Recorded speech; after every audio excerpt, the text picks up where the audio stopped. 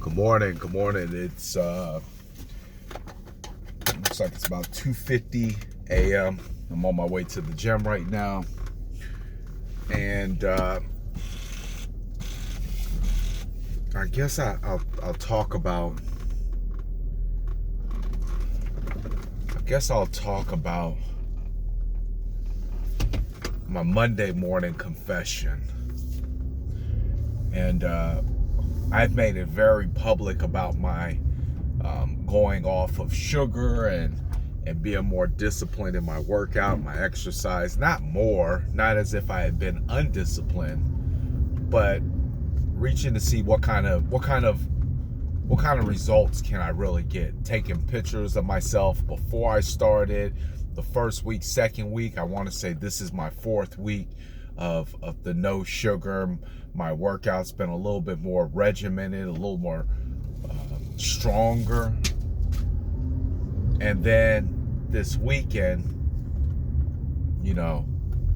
most of the family came over to my house. My mom, she cooked dinner, and there was food going around. There was stuff to drink going around. There was a lot of things that didn't agree with the mission that I'm on, but also a lot of things that I really like, a lot of things that I enjoy. And I was really I gotta tell you something. When I stopped smoking cigarettes, the biggest enjoyment for me, and this may not be good for other people, but it worked for me, but the biggest enjoyment was being around other people that smoked. When I got to stop smoking and I was able to be around other people that did, it calmed my craving for two reasons. When you're the person on the outside looking in, you see different than how the person on the inside does looking out. And what I mean by that is my perspective along with my need were both served at the same time. The perspective was, when I seen them smoking the cigarette, it looked very unattractive. But being around the act of it satisfied my craving. So I applied that same kind of way of being to this diet that I'm on. And some people say, well, I don't want that around me. And I know for a long time, I was really big on don't bring this inside the house. Don't bring that inside the house. And I would say, don't bring this inside the house or that inside the house, because I was trying to, protect or isolate myself or shelter myself from anything that may tempt me.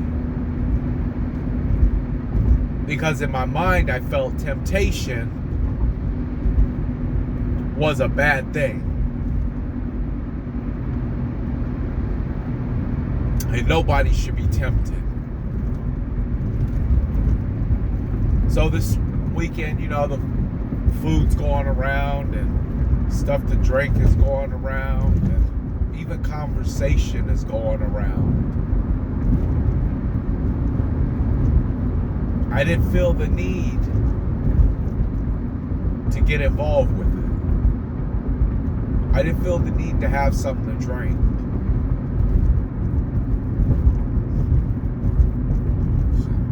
Everybody over 21, it's your option to do whatever you want. I don't care. But as for me, I don't feel the need.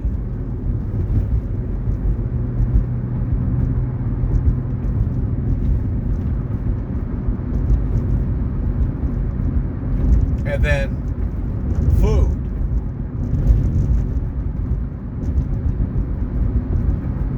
I didn't feel the need. Now there was this fried catfish that my mom made.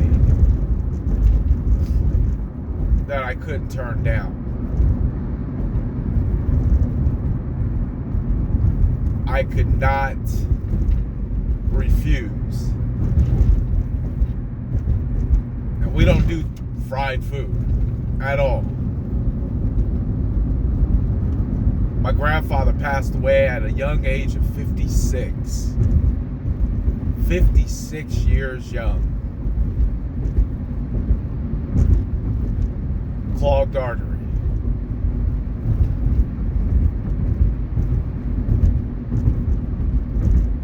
But I didn't turn that catfish down. And I ate moderate. But I went outside of my boundaries. And I think even before my mom left, I told her I wanted to have another piece of the catfish.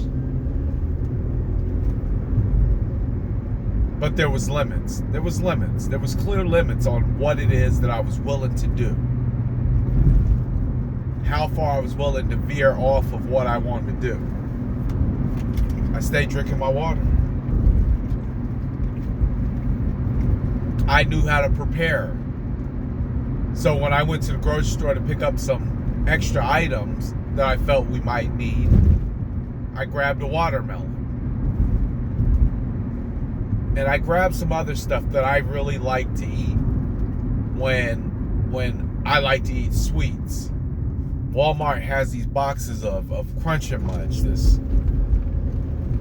butter toffee popcorn with peanuts in it.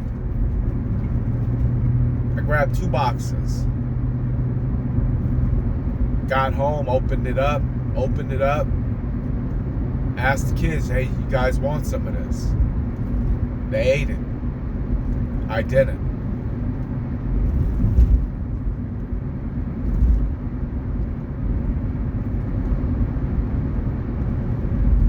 I did it to reassure myself I don't have to be scared about bringing things into my house. I should be fearful of the lack of discipline that I don't have. See, it was never about,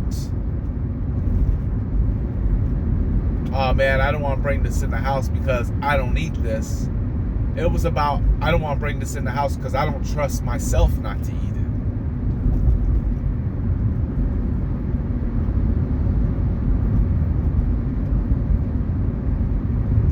You know, if you ever want to test yourself, if you ever want to see where you're really at, wait till you're in a position that pushes your vulnerability. And then you get to really check your growth meter and see how far you've come. But yeah, I cheated with the fried catfish, and it was pretty delicious. It was pretty good. But I didn't do anything else.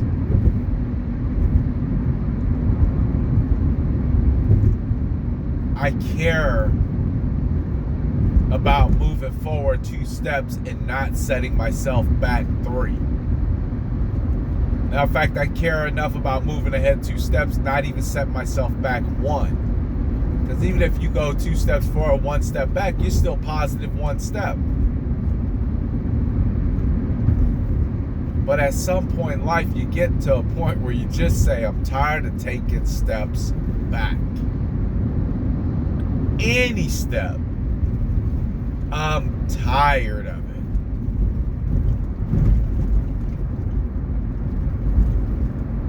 And you start reorganizing how you handle things. Reorganizing how you handle your money. Reorganizing how you handle your expenses. Reorganizing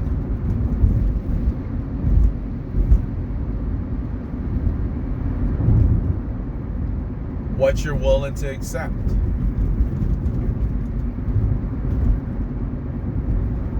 Life is short. Every now and then I peek up out the water and I see that I'm 40. And really considered a full life is, 70, 80. But then everything goes back in perspective, because I look at this 40, I say, boy, there's been so much that's taken place in this 40. So if I can make the second half better than the first half, which isn't hard, because in the first half, I learned so many valuable lessons that there's no reason that the quality of my life is not more enhanced because of the things that I've already learned and been through.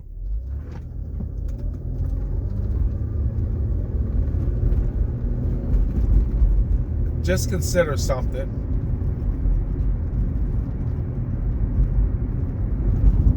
You can always make improvements to help create the quality of your life if you make those improvements with God's help. I mean, if you really make those improvements with God's help, there's not too much you can't overcome. There's not too much you can't fight through. And there's not too many different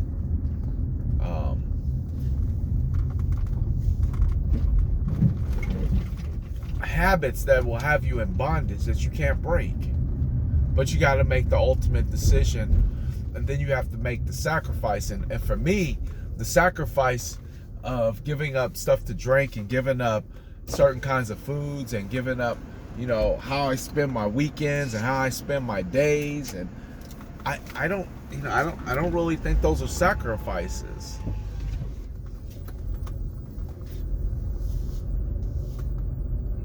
I think they're good decisions. And sometimes I think that's a blurred line. Well, is this a sacrifice or a good decision? It's always hard to tell when it's something that you really don't feel like you can commit to or do. But at the end of the day, there should almost be no regrets about making that decision for the better, to make your life better at all.